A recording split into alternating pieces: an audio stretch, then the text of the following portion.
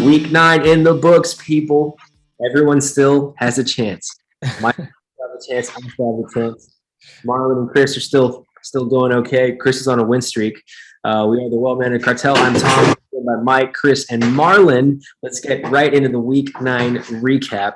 The first match we're looking at is over easy, 186. Dem L's, 126. That's 2 in a row for them Lions, man. He's on a little skid.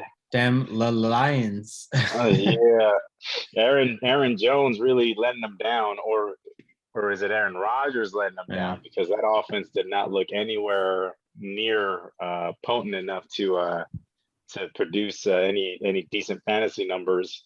And then Mike Williams, dude, I think Mike Williams coming back down to earth is kind of hindering them Lions, because he was really riding that Mike Williams train for the first half of the season. Well, you know what was interesting is Williams and Allen were kind of sharing the targets, and it seems like Allen is definitely taking the lion's share of those targets now. So seems to have affected Williams. I had Williams on my squad last year, and he was very boomer bust, mainly bust. But when he would boom, and you'd have a massive game, and it didn't look like that at the beginning of the season, right? Like he was having more consistent games, but I guess maybe he came back down to earth. Like I don't know what's happened. But then again, Herbert hasn't been playing as well as he was early on in the year either. So maybe that has something to do with it too. Yeah, right. Almost every player for them Lions was single digits, bro. He had Carson Wentz, Cooper Kupp, Travis Kelce, and then his linebacker, his IDP. So four players on the roster scored double digits for him. Everyone else was single digits. Yeah. And then on over easy side, man, she's been riding Matt Ryan the last couple of weeks, and he's been coming through, dude. 44 fucking points. And against New Orleans, which you think would be kind of a tough defense for him, but and without Calvin Ridley and all that, and he still got his, man, 44 points. And then Nick Chubb with 43. I mean, that's kind of the story of the matchup right there. Those two guys really put her over. Yeah. Nick Chubb only had 14 carries, dude. Yeah. 100 yards on it. Crazy. Yeah, and Michael Pittman has really turned into a very reliable receiver, so that's great to see. Yep, for sure. And then she has Freiermuth on her bench. She's turning into a very good prospect. Looking, Yeah. And Ayuk on the bench, and Ayuk's kind of coming along looking a little better these last couple of weeks. Yeah. Well, he's getting targets finally. Like it seemed like he was in the doghouse with the 49ers the first few weeks of the season. There were some issues with him in practice and stuff like that. And the coaching staff had seen that, he really wasn't putting in effort in practice and stuff like that. But he kind of just changed his demeanor, and now they're giving him the ball because he's trying hard. Yeah. He's trying. But yeah, man, I mean, them Lions, dude, 126 or 125.9. So it's probably his lowest score of the season by far. Yeah. And over keeps doing it. Yeah. Keeps doing it. 186. I think we all kind of voted against her last week, I believe. I think we all swept her. Did we? I don't remember. Yeah, they were all sweeps. Every my game was a sweep. We were easy, and she's shaking her head at me right now. But 186 points. That's why our team's rolling. Matt Ryan's doing his thing. She gets Russell Wilson back this week. She's now 7-2. Dem Lions falls to 5-4. The next matchup, the Bad Hombres, one of the most interesting matches in the league. Speaking of low scores, bro, I think we got outscored, dude. I mean, I think over easy might have outscored both of us together. Our combined point totals here for the champs and myself. I really, dude. I feel like I've got like survivor's remorse. Like I feel guilty for having survived the week and I shouldn't have. Only getting 99 points. And not breaking triple digits, but Los Chimps. I mean, he fell asleep at the wheel. He left Hopkins in. And I guess he was a game time decision, right? Hopkins was. But I think it came out the day before. Okay. That he became a player that morning, so he knew. He should have known. I guess he didn't check his roster. Yeah. No, I think it was the morning of that kind of went through because that was the same thing with Kyler, right, Marlon? Marlon had Kyler. Yeah. Yeah. Hey, Sorry, I dropped off. What were we talking about? No, Chris. yeah, those chimps leaving Hopkins in his lineup when Hopkins didn't actually get to play. So, and then his IDP also. I don't know if that was another kind of a game time decision deal, a last minute thing, but those two zeros really helped me keep me in the game here. Yeah. But I Hey, think you scored 99.96, so it actually rounds up. But you got a negative point from your defense. So if you had just scored something there, you would have broken the triple. Or if I would have just not played a defense, I would have been in the triple digits. what I think happened with the chimps is that he set his Saturday evening and just didn't he didn't worry about it on Sunday morning. Right. You know. Too It's all bad. good. Hey, he's got a baby on the way, bro. It's all good. These things happen in fantasy football, bro. Yeah. Dude, you know what really saved me? He's in California. Oh, okay, that makes sense. The time change fucked with him. What really saved me is, dude, Matthew Stafford. I mean, he was playing shitty for most of the game. Yeah. He ended up twisting his ankle. His back was hurt during the week. He ended up twisting his ankle during the game. And then for some reason, McVay leaves him out there for fucking garbage time after he twisted his ankle. Totally the wrong decision whenever in actual football. But me as his fantasy owner, I'm like, fuck yeah, he's out there for garbage time. He actually ended up getting some more yardage and then scoring a touchdown in garbage time. And that really kind of gave me the cushion. He would have had one more touchdown earlier in the game too with Higbee, but Higbee's his foot that was barely touched. It was pretty questionable. It barely touched the back of the end zone. I saw green, bro. I don't know. Yeah, I thought it was a touchdown too, but hey, you would see though. You would see green there though, right? I would see green. I would see green. But anyway, yeah, man. I mean, I just want to put this week behind me, bro. It was a terrible week. I mean, it was kind of a low-scoring week, for across the league. This is the first week where it was a rough week, right? Yeah, no one broke 200 points. This is the first time that no single team has gone over 200 in a week.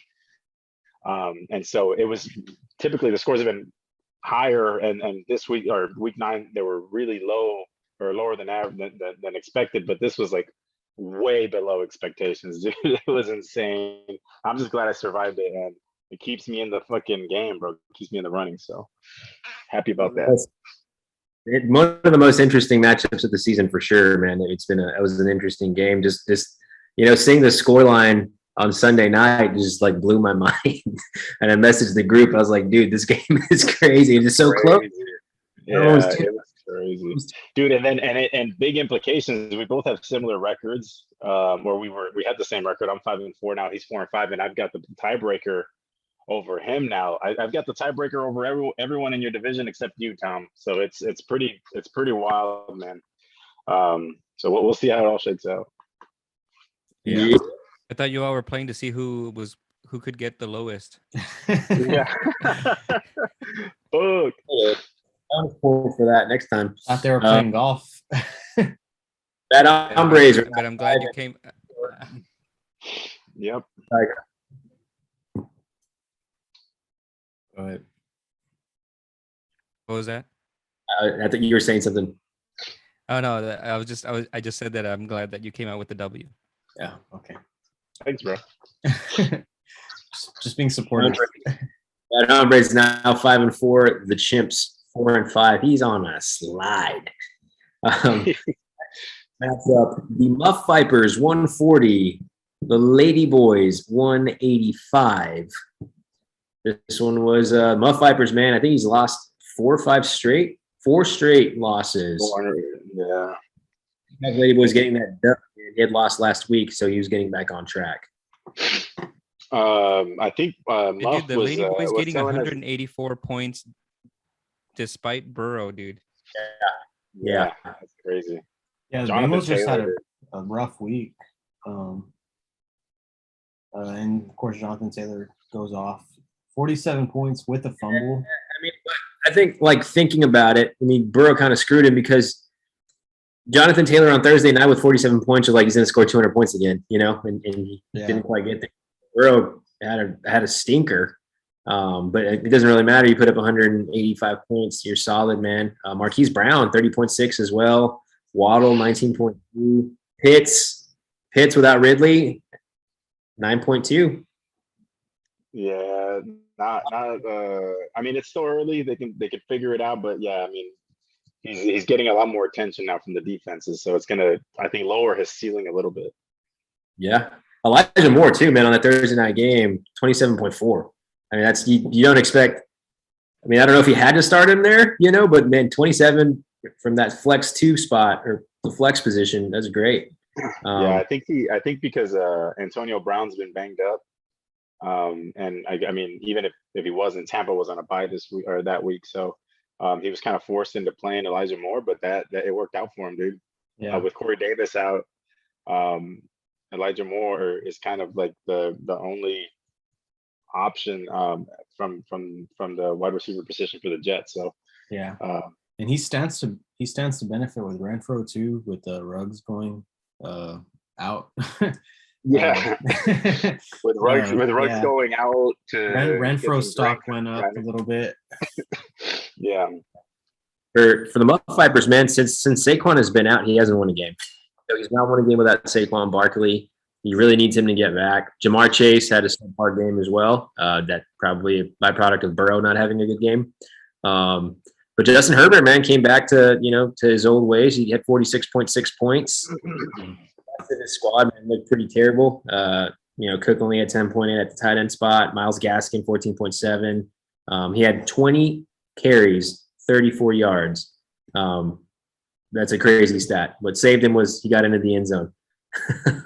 It was it sucked for the Muff because 2 of his starters were out on bye, with Leonard Fournette and Mike Evans both being out. That really and Tyler Lockett. Yeah, it was like not much you could do. Right, so that's he had to pivot to Chenault, and it was rough week for him. Yep. So the Muff Vipers are now 4-5. Bangkok Ladyboys 5-4.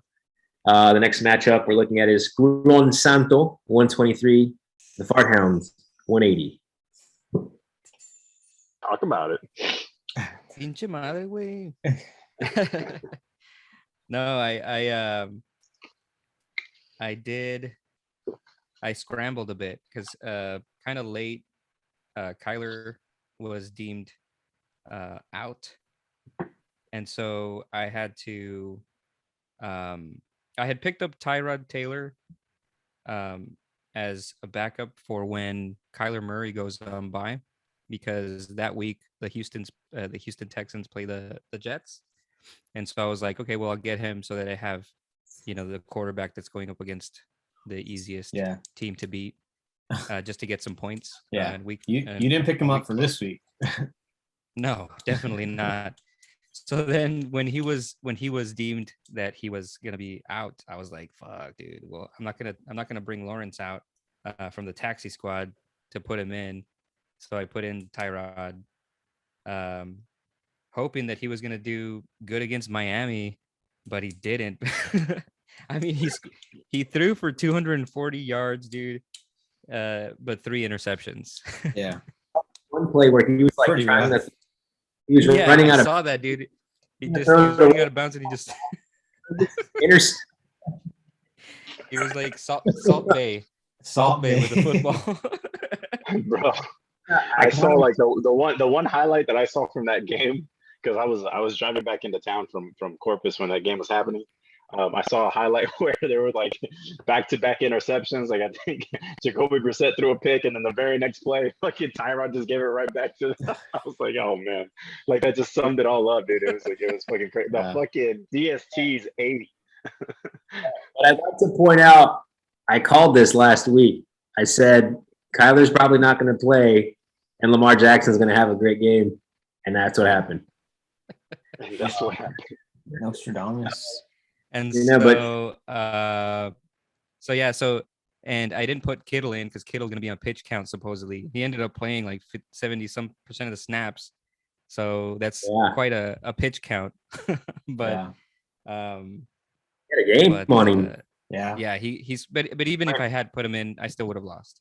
Yeah. It's fucking Tyrod Taylor. And I felt James Conner had a game for you, Tom, this week. Damn, 43 points. missed the bonus. He missed it by 4 yards. If he would have got crazy. hit those 4 yards, he would have scored 53 points for me. Bro, James Conner, he's been scoring 2 fucking touchdowns like every game. It seems like he's always getting 2 scores, bro. Like, what the fuck's going on with James Conner? Edmonds goes down, Yeah, and I was running back 1 because I got rid of Mixon. So this is going to kind of help me out a little bit the next few weeks because Edmonds is out. He's on IR. He's out 4 weeks. So that's going to help me out a lot, hopefully, knock on wood. But yeah, man, I think it was a good week for me. Obviously, I mean, I have to win. I can't lose. And I was missing DK Metcalf and Hawkinson, 2 major players on the squad. Devontae Adams was targeted 14 times. We only had 13 points because he had a custodian throwing him the ball. And the Ravens D got me -1, and I was still able to put 180 up. So I'm satisfied with that, and I just got to continue moving forward. With that said, the Farthounds are now 3-6. Lon Santo is 6-3. So still one of the best teams in the league. The next matchup, Vino Papi, 127. The Flint Tropics, 142. This one was a close game too, man. This one also was a nail biter. And this one came down to was it Monday night? Yeah, bro. Oh man. I was playing FIFA with Jose. Yeah, he must have been pissed that night. He was. What did he say? You know who I didn't expect to get murked by? Darnell Mooney. Well, and he wasn't for like, I don't know, 3/4 of the game. 3/4 of the game, it was looking real good for Jose, and then just that fucking touchdown changed it. Dude, I mean, he's like in that same boat that I'm in right now, man. Like our division's getting pretty tight, and you gotta, he would have loved to have gotten a victory this week.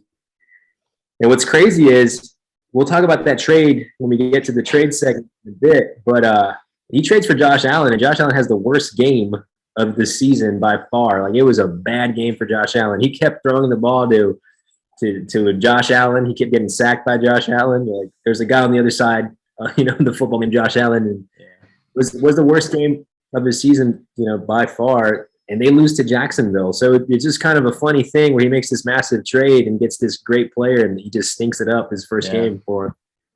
Yeah, I think Cortland Sutton was also part of that trade, and Sutton only gave him 3.9 points. So, but Dalvin Cook, man, the wife beater, 26.2 points. Allegedly. Settle down. Hey, well, he has an attorney who knows how to get ahead of a story. That's what I'll say.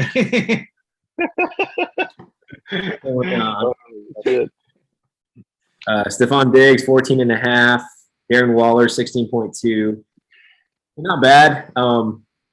But 127 is not going to get it done most times, and that was the case. Flint Tropics, it was supposed to be like a, within a point or two without projection, the projections through Monday night. But yeah, man, Darnell Mooney, 20 burger on him. Yeah, it's crazy. And Matt also. And Dak Prescott getting freaking garbage time, got him to 21 points, a respectable day for Prescott, even though it was a terrible, terrible game. But yeah, dude, garbage time touchdowns really came into play here. Because if you look at he won by 13, 14 points. It still was a close game, but Vino Papi just his streak of bad luck continues, man. It's been a rough season for him. Yeah. Flint Tropics is now 5-4, which is great for him. Hey, is there like a curse of the returning champion? Like, I don't know. Chris, didn't you have a bad season after you won? Like a rough season? So, yeah. I don't know how rough it was. It was pretty well. Yeah, it was pretty rough after that.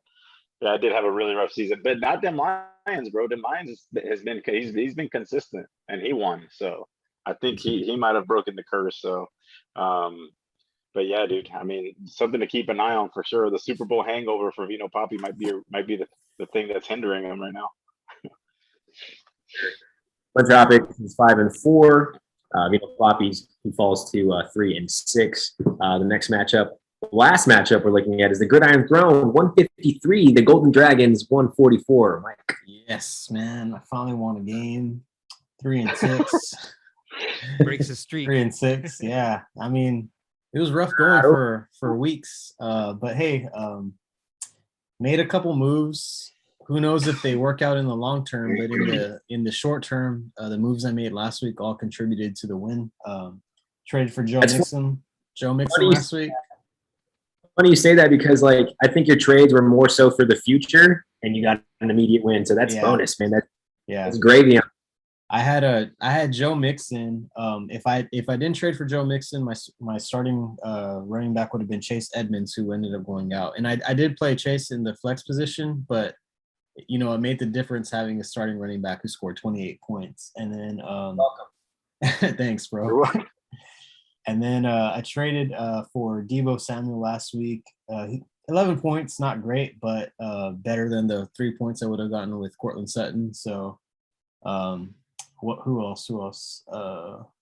Traded Josh Allen. I would have started Josh Allen last week, and if I would have started Josh Allen had I not traded, and I would have lost had I started him. So, like I said, the moves I made last week, they all ended up working out, in the short term. Did you pick up Baker off of waivers last week, or have you had him? No. Baker has been my backup. I think all season or most of the season, if not. And if that isn't fate, man, I don't know what is. Yeah, exactly. He had a decent fucking game for you, dude. Yeah, so it worked out, man. Yeah, on the Golden Dragons, dude. He's been hot and cold, man. Real salty, peppery, salt and peppery record at 4-5 right now. I mean, he's in the thick of it, but he dropped some key games here in the last couple of weeks, and he's I don't know if he was forced to start Galladay or he's just a Galladay believer, but Kenny G getting him 4.8 points, that's pretty fucking rough, man. And his other players were just kind of mediocre. Deontay Johnson just not really living up to wide receiver one expectations this week, only getting him 11 points, 11.7. You expect more from Deontay. And Austin Eckler only getting 11.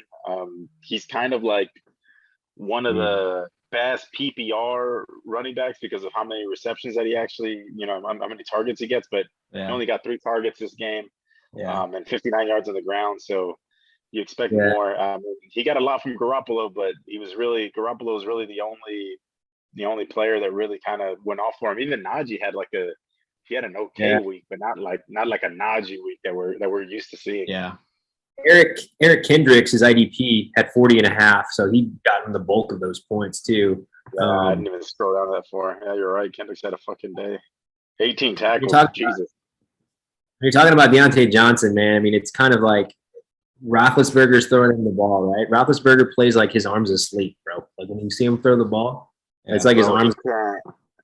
He can't throw it like more than 20 yards down the field, dude. It's fucking crazy. He's just lost it, man. Zero power. Manning's like, I think, man. Manning had some ducks. At least he can get it 35 yards down the field. But I mean, this is these two teams. Mike, you're still in it. And Golden Dragons, man, he was kind of like, he was at 500. Now he's 4-5. So it's interesting. Let's get into the standings. Now we're saying that, but there's so many teams that are hovering right around the 500 mark. And so that just means that, wildcard spots are up for grabs. Yeah. The Earth Division, Dem Lions sits atop after a loss. He's 5-4, 1535 points scored. And the Chips are sitting in second at 4-5, 1357 points scored. Third place is Vino Poppy, 3-6, 1513 points scored. And then the Fard Hounds also 3-6, 1435 points scored. So it's a very close division, man. It's a lot tighter than it was a few weeks ago. The two third and fourth place teams. I'm fourth place. I'm only 2 games back. You know what I mean? And we're heading into the divisional games again, and so anything can happen. You know what I mean? And so it's kind of a wild thing going on right now. We'll see how it plays out, man. I need some guys to beat guys in my division this week. Yeah. to get it done as well. The win division over easy 7-2. She keeps 1577 points scored. Then the Bad Hombres slot into second. He moves up in the division. He's 5-4, 1456 points scored. The Golden Dragons slide down 4-5, 1499 points scored. And then the Muff Vipers still at fourth place, 4-5, 1434 points scored. So also very close to division. I mean, over easy's kind of at the top. You're kind of assuming she's probably going to make it into the playoffs, but these other three teams are duking it out, huh, Chris? Yeah. Yeah, dude. I mean, it's tight, dude. You know, we're all still in it. Over easy does have a 2-game cushion, so she's definitely sitting pretty right now. And you know, we're all just trying to catch up to her, dude. You know, Muff Vipers. I mean, so over easy's on a 4-game winning streak, and I'm on a 4-game winning streak. I was hoping to make up some ground there, but she's keeping the pace, and I'm just trying to keep up with her right now. The Muff Vipers has lost 4 in a row. Think about that shit. I've won 4 in a row. He's lost 4 in a row, and we've just completely flipped. Yes. And I think Golden Dragons might have lost 3 out of his last 4.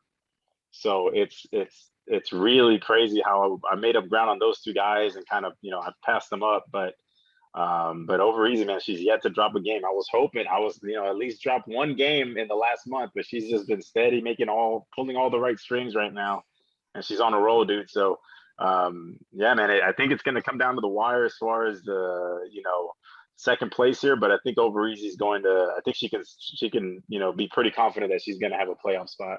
I think she's thinking about the bye right now, to be honest with you. So She's thinking about resting up her players.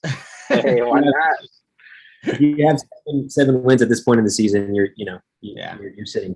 The Fire division, the One Santos sitting on top, 6-3, 1482 points scored. And Bangkok Ladyboys move into second after his victory this week, 5-4, 1549 points scored. The Flint Tropics fall down. They're 5-4 as well, but they only have 1533 points scored. And then the Great Iron Throne at fourth place, 1393 points. So Marlon and Mike, y'all's division also very close. Marlon has a bit of a cushion there too, but the Bangkok Ladyboys and the Flint Tropics are just a game back, Marlon. Yeah, I'm definitely. I've lost some of my my lead, my little cushion, which makes this week way more crucial for me to maintain that. I still have the tiebreakers on all the people in my division, but they have me beat by points for sure. Definitely, dude. It's a good one. The season's still juicy, man. I'm looking at it, and like I said, all of these teams, aside from like over easy and then Marlin, everybody else is kind of hovering. There's so many teams that are hovering at that 500, you know, around 500 that, you know, a game goes the other way and, you know, they're out of the playoffs potentially. And you go on a little bit of a run and you find yourself in a playoff spot. So going to be interesting moving forward. Chris. All right, we're going to start with who the fuck is that guy? And I don't even know if I can pronounce this dude's name right, but I'm going to try. Olamide Zacchaeus, wide receiver, Atlanta Falcons, 3 catches, 58 yards, 2 touchdowns, 21.8 points. I mean, who saw that fucking coming, huh? Who the fuck is that guy? The squanderer? No, but not I. The squanderer, there could only be one. Los Champs, not subbing out Hopkins, not subbing out his IDP. 2 geese, 88 points. Yeah, unacceptable. Geese on his team. Not geese, not goose. The bed shitters, there were a bunch, man. Week 9 there were a bunch of fucking bed shitters. I got it down to a couple. Here we go. Ty Fraud Taylor, 2.9 points for Marlins squad. I mean, Tyrod against Miami. You're thinking that's a juicy matchup. Tyrod's back. Brandon Cooks is going to do it amazing. You know, he's going to have a great game. Nah, man, it was just a terrible performance by Tyrod. 2.9 points, not fucking acceptable. Jacoby Myers, bed shitter number 2, 1.8 points, 1 catch, 8 yards, wide receiver for the Pats. These guys were started, dude. So disappointing. 1.8 points. Bench hitter number 3, C.D. Lamb, only getting 4.3 points. He twisted his ankle in practice during the week, but they said it wasn't going to bother him. Turns out it fucking bothered him. All right, 4.3 points, and it was a terrible, terrible game for the Cowboys. So, I mean, shitty performance from C.D. Lamb. And then last but definitely not least, Aaron Jones only getting 5.3 points. So disappointing, man. And it's kind of a sketchy time right now for Aaron Jones because A.J. Dillon is on the rise, and it seems like Aaron Jones is kind of, I'm not saying he's declining, but not doing as good as he has been. And so A.J. Dillon is becoming like a problem for him, I think. He's getting more touches than we need to fucking see A.J. Dillon get right now if you're an Aaron Jones owner. Hey, 5.3 points is just terrible. Real quick though, you named 4 bench hitters and not one of them was Josh Allen. You know what? I took it easy on Josh Allen. I mean, he did end up with 9 points, and when Tyrod gets 2.9, I mean, all right. You know what I mean? That's a fat 9 points. Yeah, it was crazy. You had a statement before, dude. That's a bed blanketed in feces. Yeah. That's right. It's a weighted blanket. The no talent pussy of the week, Los Champs, the lowest score of the season, 88.84 points. It's gonna be hard to beat. Honorable mention to myself for only scoring 99.96. You're a low talent pussy this week. I'm a low talent pussy, dude. I was hoping the stat correction would get me to triple digits, but fuck, man, I couldn't get the extra 0.04 points, dude. 0.04? That's like a quarter of a goddamn tackle. I can't fucking, goddamn. Anyway, so we're 2 teams that didn't break triple digits. I don't know if that's going to happen again. Definitely not in the same fucking matchup. So safe to say that was the shittiest matchup of the season. Gonna be hard to fucking beat. Of all time, dude. I mean, that was of all time.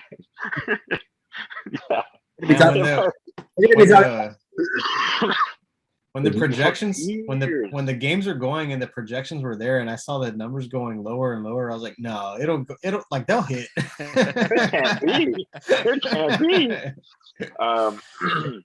It's like, dude, we need to make it like a video on this, dude. Hey, but you know what? I think I drug you down last week, Chris, because I saw Los Chimps. They were projected to get like 110, and I think I said like, hey, we might have to keep an eye on our first double digit game. You fucking jinxed us, dude. God damn. Yeah, sorry, bro. No worries, bro. No worries. We're gonna pour them out real quick. Luckily, there weren't that many injuries in week 9, so that was the one good fucking thing out of week 9. Only a couple. We're gonna pour one out. Not really an injury, but it's a big time deal. Nick Chubb testing positive for COVID. He is vaccinated. You know the drill. Two negative tests, 24 hours apart. It's fucking Thursday right now, and I don't think he's had a negative test yet. So it's coming down to the wire. But Marlon, you have Dearness on your squad, right? So I know you're fucking. I haven't prepped him ready. Prepped him fucking ready. I have a velita burning. But instead of healing him for him to stay COVID positive. I don't think anyone has played on the week that they've tested positive for COVID yet, regardless of their vaccination status. I don't think anyone has come back from testing positive for COVID and presented 2 of the negative tests 24 hours apart yet during that same week. So if Nick Chubb comes back, this will be the first time it's happened this year. To be fair, he's superhuman. The man's he's a beast. He might. So hey, man, I'd love to see it, but if it doesn't come back, we all know Dearness is ready, bro. Cocked and ready to go. Locked and loaded, bro. Someone else. And the last one, we only have 2 this week. Chase Edmonds. We talked about it earlier. Implications are high right now. We got Mike. You've got Chase Edmonds. Tom, you've got fucking James Conner. Chase Edmonds has a high ankle sprain. He's going to miss, quote, several weeks. I think he's already on IR. He's not, but he's not. Where he probably should. He could be, yeah. He could be. Several's more than a couple. So Yeah, I think he should go on IR. standard time missed for high ankle sprains at least 4 weeks, so at least a month. Bro, I had one in high school and I was out for fucking like 3 months, bro. I could not fucking walk right. So they're not high ankle sprains are fucking terrible, man. So yeah, pour one out for Chase Edmonds, and let's just wrap up here with the big cock on the block over easy 186.12 points. Any other week, probably a high end score, but probably not sniffing the big cock on the block status. But this week, holy shit, she more than doubled my fucking score.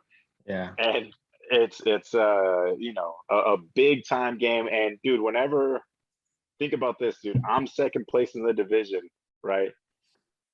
And she's already got one game on me. If we split, like let's say we split the series this year, and I win, I pull one game back from her. She pretty much got me covered this 1 week by like 100 points, bro. Yeah. Like that's gonna come into play. Yeah, That's gonna come into play points on you. for the second tiebreaker, which is points scored. I mean, it's fucking huge, man. It's huge, and it's probably going to matter when it comes to playoff seeding. So big cock on the block, over easy. Now, real quick, let's get into some trades. We've had some action. Deadlines create fucking action. That's the way it goes. And week 10 is our trade deadline. And sure enough, we've had more trades this week than we've had the first 9 weeks of the season. So Tom, I don't know if you want to just real quick touch on quick fire trades that have happened in the last week or so. Yeah, I'll get into it. And I think also like seeing trades happen make you want to trade, right? Like you just kind of like this thing. You're like, oh, I want to get on in the action. Like I don't want to be missing out on things. And obviously, people are trying to make runs, and so yeah, get your trades in, boys and girl. You don't got that much time. But yeah, the big trade that happened, the blockbuster of this kind of period, it happened before the games. Like I touched on it, was Josh Allen and Cortland Sutton for Tom Brady, Deebo Samuel, and a 2023 first. So that was Vito Papi getting Josh Allen and Cortland Sutton. Mike, you can kind of give us the rundown on kind of what happened with that trade. Hey, so Jose has been texting me about trading Josh Allen since before the season started, like pretty much right after the draft. He's been feeling me out, and I've been pretty adamant about not trading him.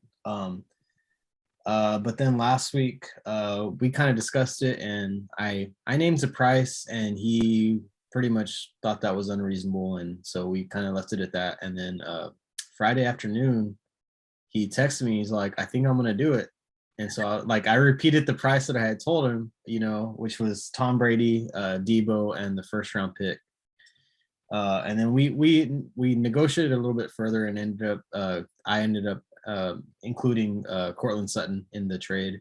And so we made it happen.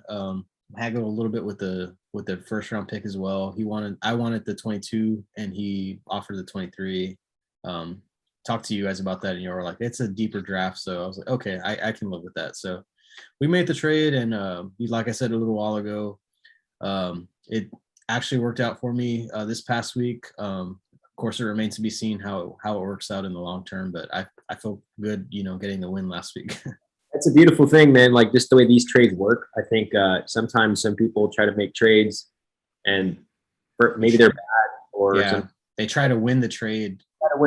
But any trade that I've ever made, except for this week with Marlon, I'll get into that one in a little bit. But it's usually, it takes a little bit of it's give and take, man. You guys gotta go back and forth and kind of find something that both parties are comfortable with. And I think that worked out this week, and I can understand it. I remember talking to Jose because he reached out to me as well whenever he was thinking about offering you, and he was like, "Man, that seems unreasonable." But I was like, "It's really not, man," because Chris, I think you said it in maybe our text message that like quarterbacks in our league, man, like starting QBs are just so important in this league, man. Like because I got Tom Brady back, who's like obviously a great quarterback, but his seasons are numbered. Like next year is probably his last year playing in the league. Like I can't imagine him playing beyond next year, and I mean, who knows if he wins a fucking like Super Bowl this year, like he decides to, hang it up. So and then of course I have Baker Mayfield, who I think is like probably a high end backup. Like I don't think you want him leading your team like for the foreseeable future. So Definitely. I do have obviously long term questions now at quarterback that I didn't before, but I feel like I shored up like my receiver position. So I mean, it kind of Also have a little bit of time, right? yeah. I don't think Tom's gonna fall off, right? Like, I mean, Yeah, he's not gonna be Peyton Manning, dude. Like he's gonna fucking have an amazing last season. Fuck that guy. Fuck that guy. with Tom next year, and you can. I mean, if you have to make a trade, or hopefully you can draft somebody, and then it takes usually a year to kind of get into the swing of things. But I think it's a trade that works out for both parties. Maybe gonna have to pay up to get Josh Allen. It's just the way it goes, and you want an elite young quarterback in the league, and that's what happened. The next trade was between Marlon and myself. Marlon put Julio Jones on the trade block. I like Julio Jones. Always been a big fan. And so I was like, I'll offer Tim Patrick in a fourth, and then Marlon just accepted it. And that's just kind of the way that worked. There was no haggling. There was no talking. I just saw it, and I was like, I'll offer something that he probably won't turn down, just to get done with it. I offered him a 4th round pick in 2023. So Julio's banged up. I was like, if he's healthy, he's a good flex too. I'm not bringing him in to be like my receiving core, man. I got Justin Jefferson, DK Metcalf, and Devontae Adams. Like, I'm not expecting Julio Jones to, be one of those guys, but flex too, and he's healthy, and Derrick Henry's out. I was like, you never know. But then you get the news today that he tweaked his hamstring again today. So he did. Yeah. So damn, that sucks. Sorry. Hey, that was me. That's not on you. That was me last week, dude. I traded Tom for Devontae Parker, and then he went on IR. But I mean, I like he said, here, you throw this away. you trade for Julio, you have to kind of expect he's going to be injured at some point. Yeah, that's true. Yeah, like it's probably going to be okay for at least 2 weeks, right? Like he looked good this past week, but whatever. But yeah, Marlon, Marlon, you pretty. I'm frustrated with his production. I'm assuming. Well, I was honestly, as far as wide receivers go, I didn't see a place for him in my lineup anymore. And I was kind of the reason why I put him on the trade block was because I was kind of banking on the fact that Derrick Henry's out, and so you got me. That means a lot more passing opportunities for that offense. And so I figured that somebody was gonna want to get him. And honestly, I was looking to get anything for him. I wanted him off the roster. I wanted him out of here. Possibly. Well, off the roster, and possibly getting something in return, a little bit better, a little bit younger for my. Yeah. That's what I figured. Like Tim Patrick's outscored Julio to this point, and he's been healthy, and he's been reliable and stuff. And then he went off this past week, but I'm probably not going to start Tim Patrick. Because I just went through who I have at my receivers.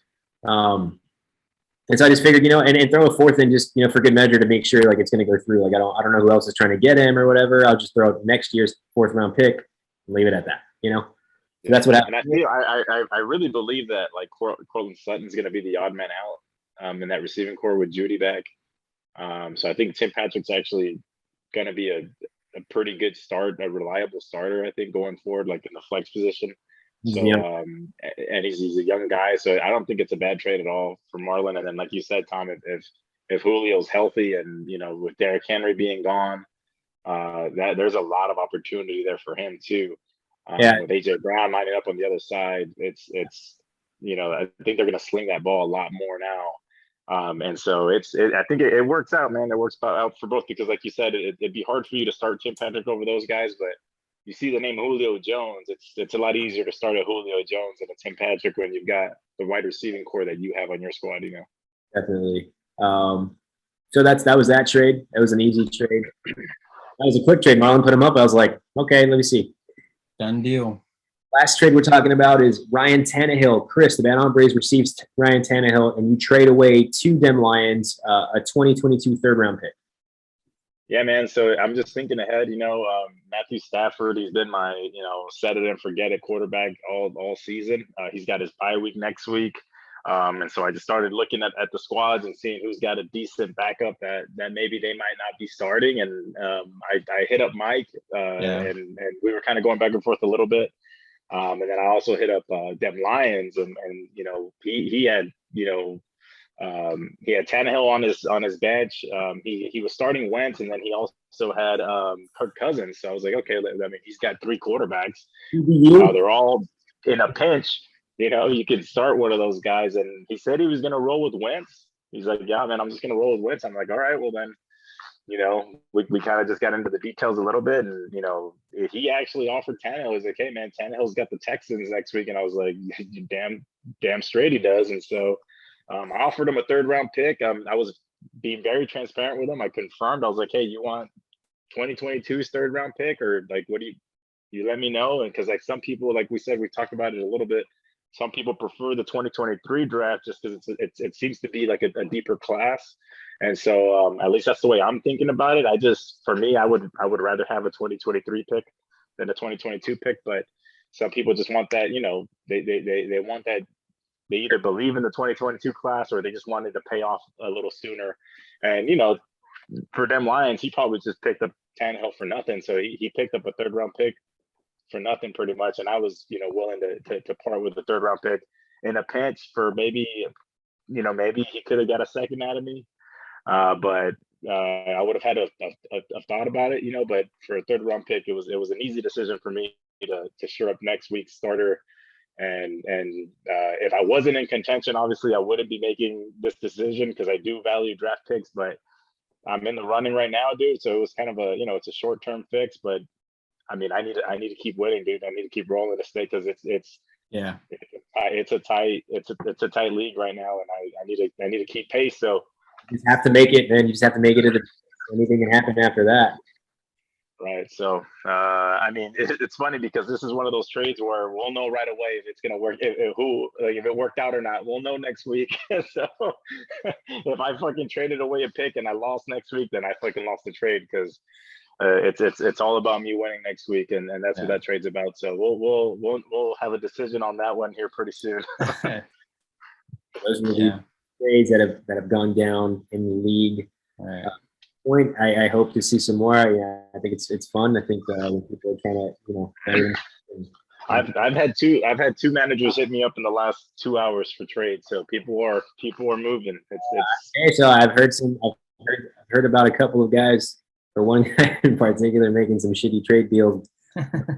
Names at all? Yeah. To be fair, everybody that's hit me up has been very reasonable. I don't want anybody to think that the trades that I've received are shitty. It's just it's hard for me to part with certain guys. I'll be very vague with my comment, but yeah. Bench players on your team to get quality top starters. If the shoe fits. The shoe fits. All right, so let's get, before we get into Week 10 games, Marlon was kind enough to kind of do the math on our predictions so far. Let's have a look at that really quick. I'm sitting at 52% of the games that I've guessed right, or 50%. Chris is at 50%. Mike's at 52% as well. And then Marlon's leading us with 53% right. So let's get into Week 10, boys. Well, I'd like to mention an honorable mention for Jose, since he's co-hosted here a couple of times. He's actually sitting at 58% accuracy. All right. With the 12 games that he's predicted. I was going to put him in, but it didn't work with the graphic that I made. You guys probably just saw it. Yeah. And then it had a good picture, and I was going to put a really embarrassing photo of Jose, and I was just like, you know what? We've only done 2 weeks, I think, so maybe next time. If he does a third show, then we have to include him, right? We have to do a third show minimum, bro. Get his picture off of LinkedIn or something. One of the more professional looking ones. Or it's one of those where he's just like the model face, bro. Blue steel, baby. Blue steel. Week 10. The first one we're looking at is over easy 7-2 versus Vino Papi 3-6. Over easy's rolling. Vino Papi has a very, very talented squad, though. What do you guys got? God, it's hard to. I mean, I'm looking at the squads, dude, and it almost doesn't matter what the fuck I'm looking at, bro. Over Easy's won 4 in a row. She's even when we fucking doubt her, she fucking pulls it out. She's making all the right decisions. Hey, watch out for the Chiefs, bro. I'm not saying they figured it the fuck out, but I think they're gonna here pretty soon. They have a pretty decent rivalry with the Raiders, so I think they're gonna be up for that game. So I mean, watch for Tyreek Hill to have a big week. Chris Godwin's a little banged up. He's in their starting lineup right now. But if you look at the other side, James Robinson's banged up for Vino. So that's 2 question marks right there. Dalvin Cook, who knows what the fuck his state of mind is at the moment. So I'm gonna go with Over Easy, dude. I think she's just gonna keep rolling, bro. I can't. I'm gonna pick her until she loses, bro. I'm gonna pick her until she loses. Yeah, I picked against her last week. I rarely do that, obviously, because talk shit get hit, right? Talk shit get hit. Did you get hit last week? No, she's Dalvin Cook, Nick. Yeah. It's Russell Wilson back this week, or supposed to. He's slated to come back. And then with that said, like Chris said, she keeps winning, and until she loses, I'm gonna pick her. So, bro, I know she's been waiting for Russell to come back, but the way Matt Ryan's been playing and the way the Cowboys defense looked last week, Russell against Green Bay at Green Bay after being off for a few weeks and with his hand injury, I might start Ryan over Russell Wilson just one more week, bro. Just one more week if I were her. But hey, she's making all the right decisions. So she probably knows something we don't know. Playing? Oh, Dallas the Cowboys. Yeah, I was gonna cut against the grain here and pick Vino this week. I think Russell Wilson, it might be a little questionable just coming off of an extended period away, and he's coming back from that injury like really quickly. I don't know. It seems like too quick almost. And Josh Allen's going up against the Jets. I think he's going to have a really good bounce back game. So that's my biggest factor in picking Vino this week. Yeah. I still trust what Russell, even with his finger, did it. I mean, I still think was it his throwing? It was his throwing hand, right? But he was supposed to be out like several more weeks, and he's coming back this week. So I don't know, man. It sketches me out, bro. His throwing hand, he might be a little rusty. I don't know. I mean, Russell Wilson's a beast. So I mean, I'm just saying. I think Matt Ryan might score more points than Russell Wilson this week. Yeah, maybe not. Same hand, Marlon, who you got this week? I want to pick Over Easy. My gut's telling me Over Easy because she's just seems to be on a roll. But my mind is telling me Vino. But it's hard. It's just hard to bet against her. God damn it. Okay. Over Easy. All right. I don't want to lose my 53%, bro. 3-1. Bragging rights. You gotta do something for the winner, man. Like it just can't just be like for nothing, right? We'll figure it out. Yeah. The next matchup, the Fart Hounds, 3-6 versus the Tropics, who are 5-4. I'll let y'all make y'all's pick first. Well, I feel like, let me go first. I feel like, sorry, I'm kind of my bad, Mike.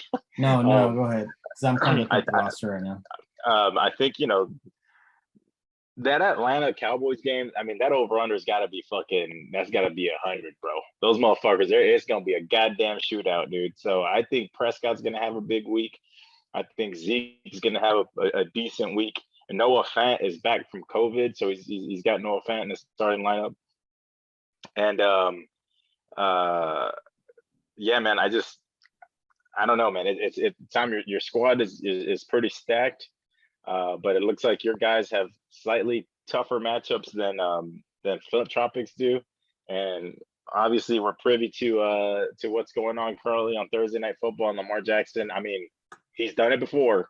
He's had big second half, so I wouldn't be surprised if he has a big ass second half. But it's pretty much halftime, and he's sitting at 4 points. Yeah, it's trending in not the right direction right now. So we'll see, man. And hey, Devontae Adams. I mean, it's Seattle, it's in Green Bay, but it's not 100% that fucking Aaron Rodgers is going to play. He said it himself. There's a slight chance that he might miss, because I don't know how much he's actually tried to exert himself with recovering from COVID. Yeah. So Well, I we'll think see that what happens, man. Yeah, I think that beet juice takes a while to go through your system, bro. Oh, God damn it. Bears. So I'm gonna go with the tropics, man. I'm gonna go with the tropics. I'm going with tropics this week too. For the reasons Chris laid out. I think it's really interesting. I have full faith in my Cowboys boys that they're gonna have a bounce back game.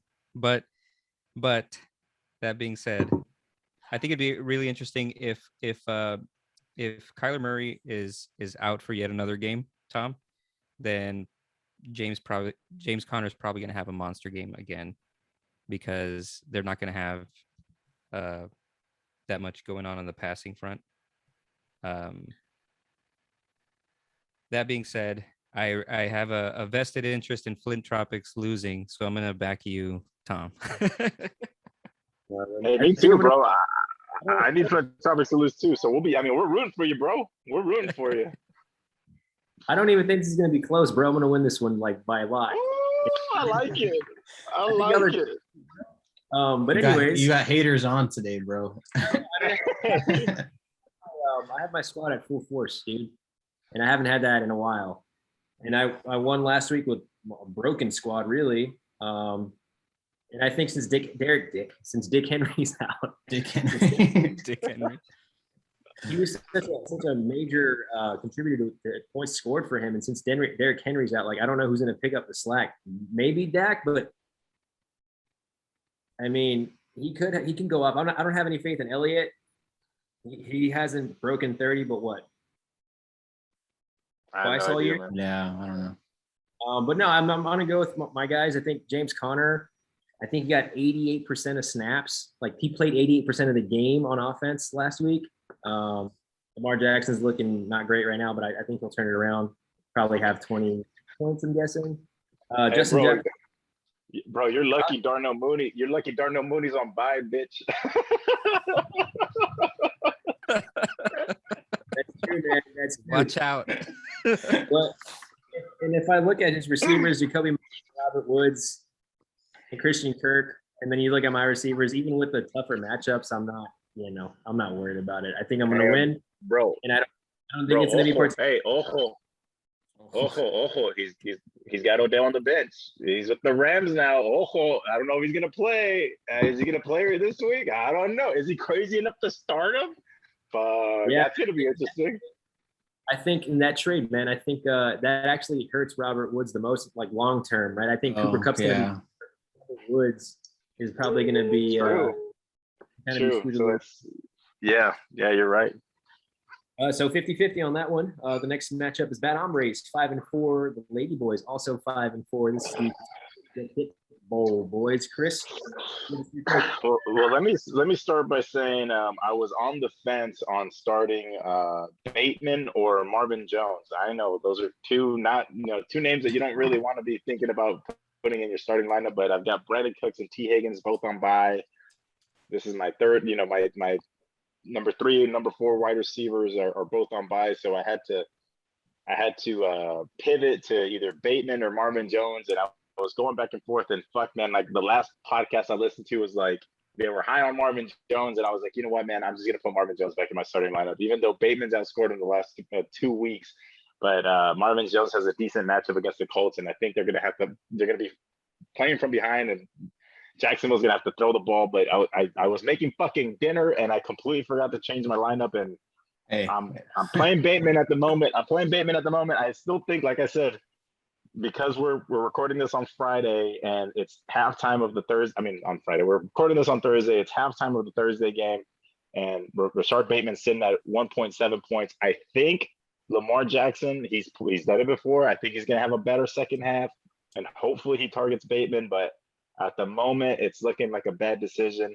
But luckily, on the other side, the Lady Boys they're starting Marquise Brown, and he's underperforming, and Yeah. Jalen Waddle is also underperforming in the Thursday night game. So yeah, if it remains a low scoring game, I think you'll obviously benefit more than he does. So Yeah, bro, listen. I think Listen that. to oh, go ahead. Good. Yeah. I think he might be fine, dude. Like I said earlier, Lamar had 7 points at half last week. In that one game, he had like 60. He had like 9 points at half. So I'm not saying he's gonna do that again. I'm just saying I think he might get some more targets going, forward. Let's hope, dude. But I mean, right now they're tied at 3. Who knows? Maybe they go into overtime and fucking we run up the score here. But here's the thing, dude. Listen to this shit. I hope Christian McCaffrey can keep pace with fucking Jonathan Taylor against the goddamn Jaguars. This motherfucker might get 60 against the Jaguars, dude. Jonathan Taylor against the Jaguars. Yeah. God, dude. God help me, man. Like it's that might just blow it up for me there. But you know what, man? I'm not. I've been waiting for McCaffrey to come back. Since he went out in week 3. I've put a decent run together. I've got 4 wins. I feel like my record is accurate, dude. I feel like I lost some games early on that I should have won, and here as of late, I've won some games that I should have lost, and so I am what I am, bro. I'm 5-4 right now, but I've got McCaffrey back, and I'm excited to have him in my starting lineup and going forward. I think he's gonna do well for me, but it is fucking Veterans Day, bro, and the Bangkok Ladies Boys manager is a fucking veteran, so I cannot pick myself this week. I'm gonna have to go with the fucking Lady Boys, even though I hate to say it. Yeah. But I'm gonna go with the Lady Boys, bro. I'm gonna go with the Lady Boys. Thank you, Lady Boys, for your service. But I am picking the Hombres this week. And let's thank the Chimps for their service as well. The Chimps and the Lady Boys. Oh, he's not a veteran yet though. He is. Oh, is he? He's not active, right, anymore? No, he's not. Oh, okay. Yeah, he is a veteran. Okay. My bad. He's got those disability plates, bro. Come on, bro. Disability. Motherfucker's killing. I think I'm gonna go with. Oh man, this is a close one, dude. I think I'm gonna go. Bad hombres, dude. I think you make it right. I think McCaffrey has a big game against Arizona. I think last week was kind of like him dipping his toes in. Now he's going. He's diving into the pool head first. I got bad hombres. Appreciate it, brother. Yeah, I got you too, Chris. Yeah. He doesn't have Joe Burrow, which is a big contributor to his monster scores, and just based on how it's going so far, I think you've got the edge on this one. So yeah, I'm gonna give it to you, bro. Badass, bro. I'll take it, sir. I will take it. Also, thank you for your service, Lady Boys. I met you at Chris's wedding. You seemed very like a very cool, chill, reasonable dude, and I hopefully that makes up for me not picking you this week. Yeah. All right. Is that 3-1? Yeah. Not quite a sweep, but it's a dust. Next matchup, it's a dust. So these two teams both are at 5-4. This next matchup, these guys are both at 4-5. We got the Golden Dragons and the Chimps. Oh shit. Oh God. Let's see here. Well, what do we got? Let's see. DeAndre Hopkins is still questionable to come back for the Chimps. And Chase Claypool's a little banged up. So I think he's got some pivoting to do, but I'm looking at his squad here. And I don't know if he's got. I don't know if he has anything on the bench, right? Like he's got like Melvin Gordon against Philly, which could be that could be a good start. But your boy Tom has been he's been eating into Melvin Gordon's snaps and touches, so it's kind of hard to really rely on Melvin Gordon to come through. And then I guess he could go. I mean, is T.Y. Hilton back, Mike? I don't know. I don't know if T.Y.'s might play against Jacksonville. If he does, I that's a mean, great matchup.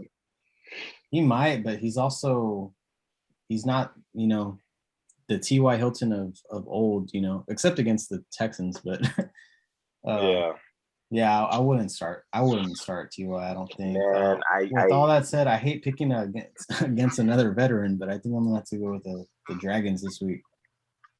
Hey, again, with the whole veterans thing, man, the games are on Sunday. There's one. It's one day. Get over it. Get It's over one it. day.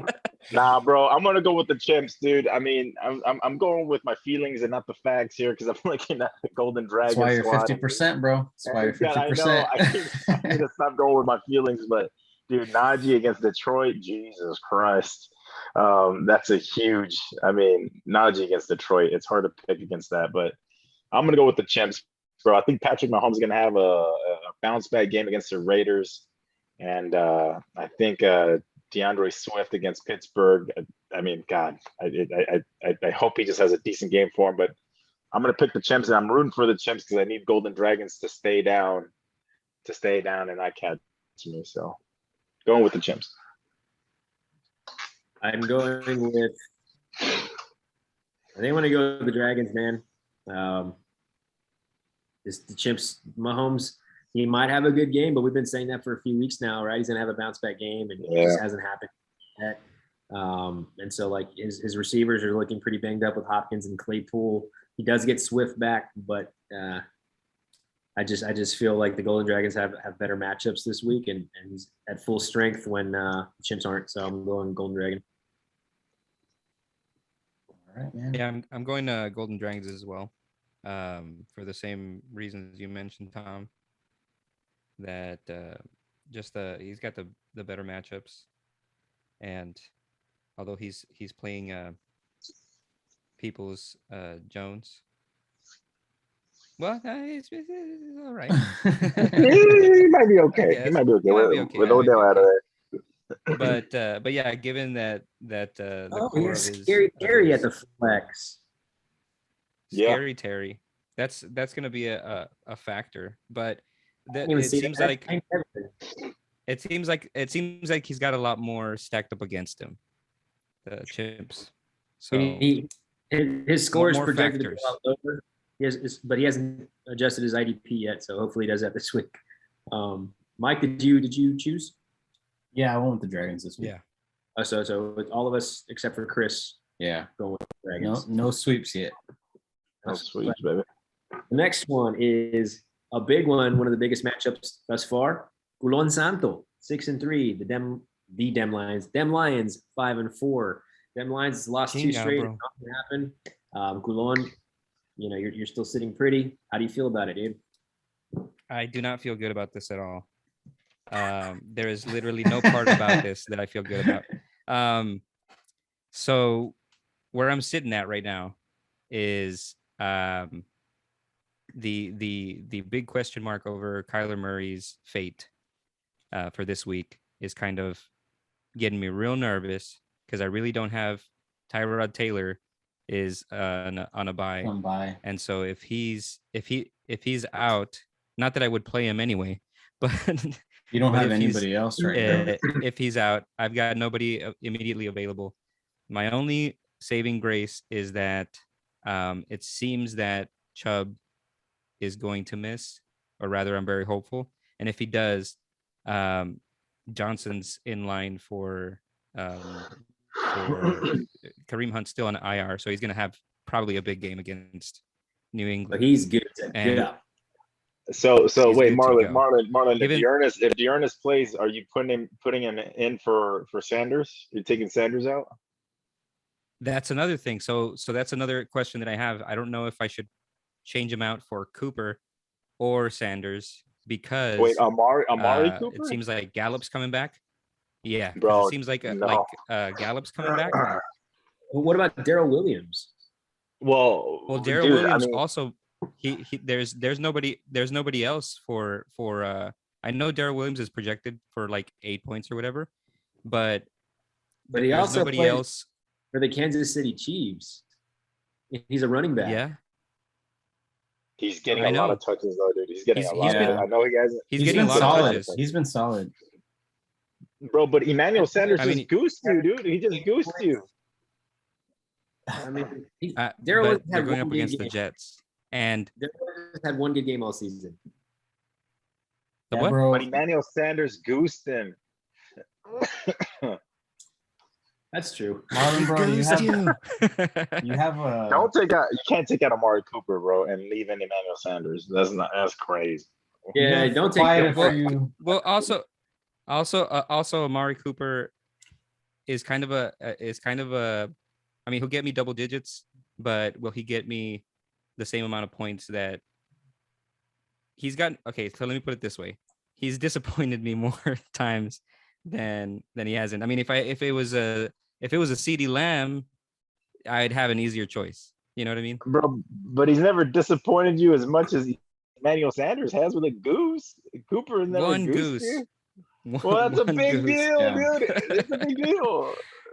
But his previous games outshine Amari's games for sure. No. my Aside from the God, goose, that's yeah. crazy. Aside from the goose, yeah. All right. Well, Marlon. But anyway, you seem- so Oh, go ahead.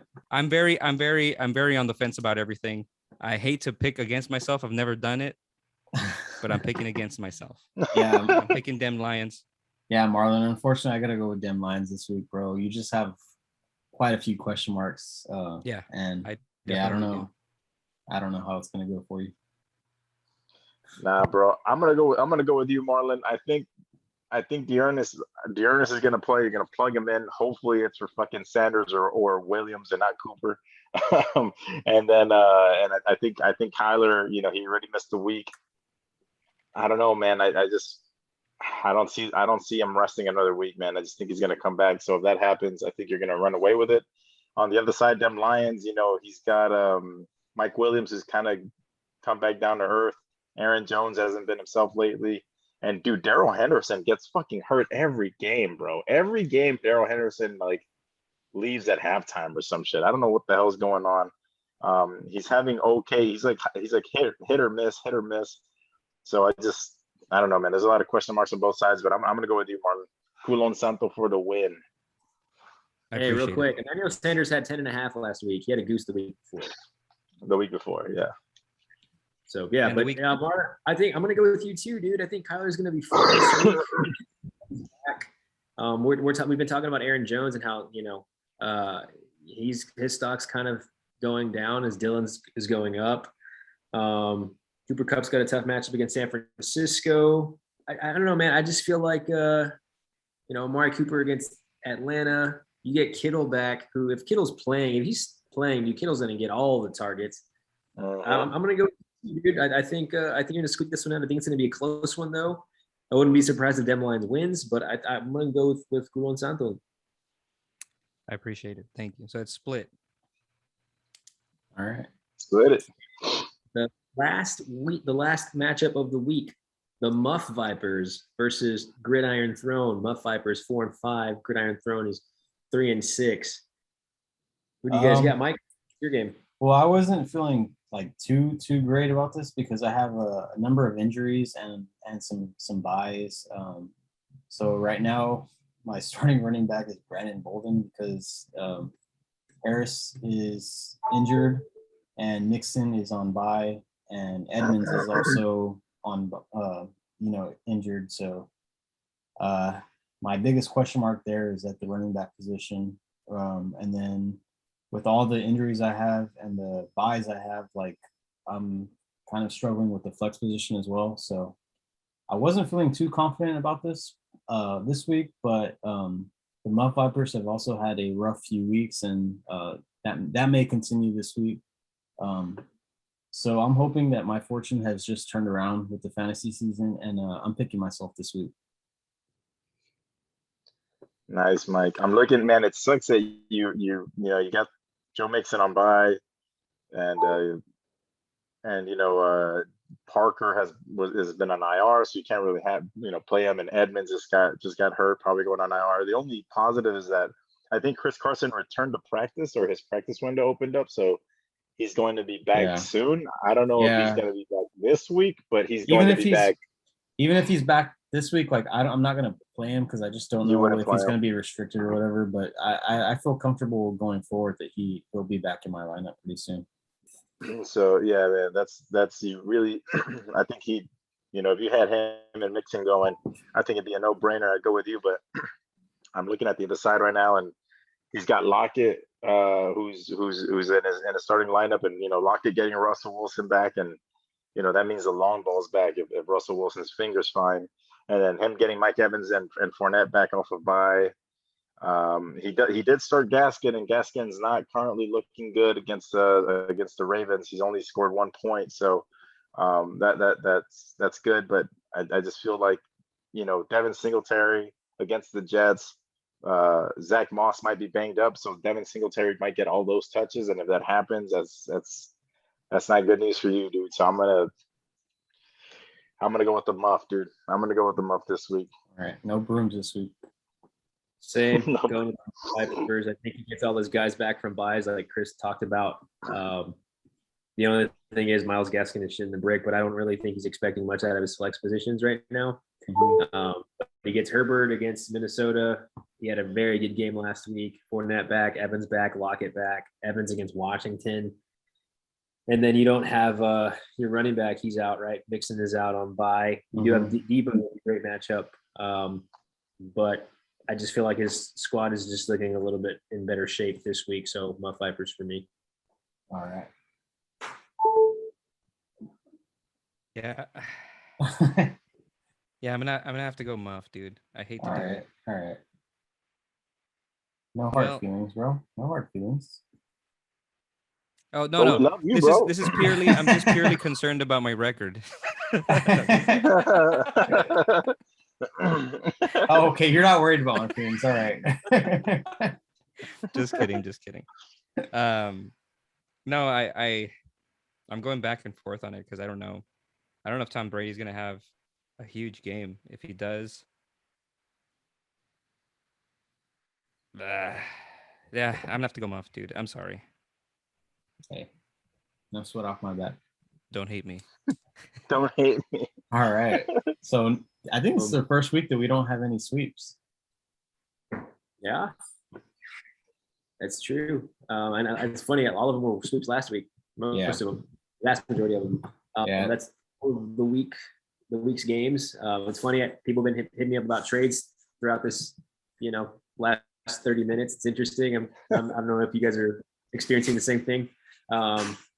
But yeah, guys, trade deadline is Saturday before midnight. Hopefully you guys get them in before then because I go to sleep around 10:30, but I will stay up until. But yeah, good luck to everybody this week. Like I said, nobody's mathematically out. Everyone still has a shot, and we'll catch y'all next week. Later.